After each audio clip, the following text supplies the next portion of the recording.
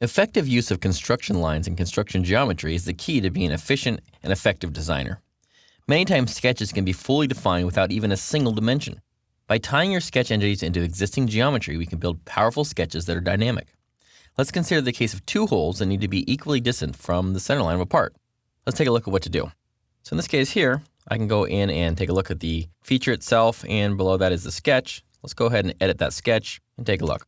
Okay, what we have here is a underdefined sketch, and I want to place a hole about here and a hole about there. So I could start off with a hole. I could place the hole here and maybe come over here and place another hole. And then what I could do is maybe add a dimension here and tie it into the side, maybe say 1 inch there. And we do the same thing over here. Again, 1 inch. And of course, we want to do the same thing over here again. Click from here to here. Okay, 1 inch. And then of course, we could dimension these things, 1 inch there and maybe 1 inch there.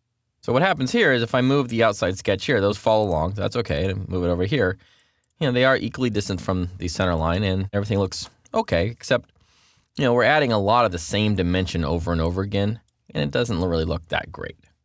And what if we really wanted this hole to be in the center between this line and this line?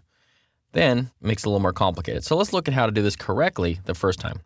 So what I'm going to do is I'm going to go ahead and just delete all that. I can delete all those dimensions as well. And we'll start with a little bit better methodology. First off, I'll start with the center line. So from the center point of this, or from the origin, I can choose a line from here. And in fact, I can make actually 2 lines and continue the second line all the way up to the top. Now I've got 2 lines here, and you can see I have a point between the two. And I say, hey, this line here, hold on Control, select this line here, and say, well, let's make these equal. Then what I can do is I make another line here, just bring it across here. And I can make that point, this point here, and that line, hold on Control, make it midpoint. Now I've got a line that's midpoint in the center there, so if I move things up and down, it's all moving parametrically. I'm doing all this before I even added the holes. Now I can go grab a hole or a circle, drag the circles out, might as well make them equal, and now you have a much more robust design.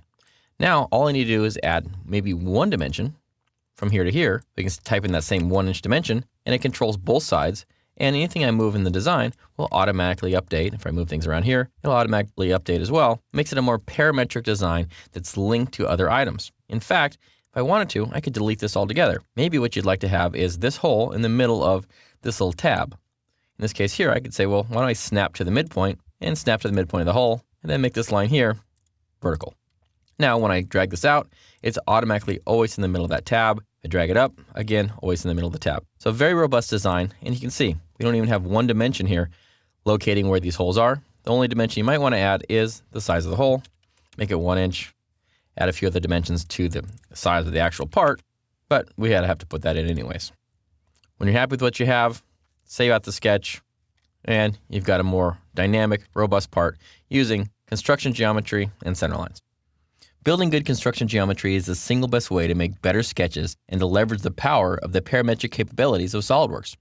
Always try to think through how your sketch will behave and try to minimize the excess dimensions.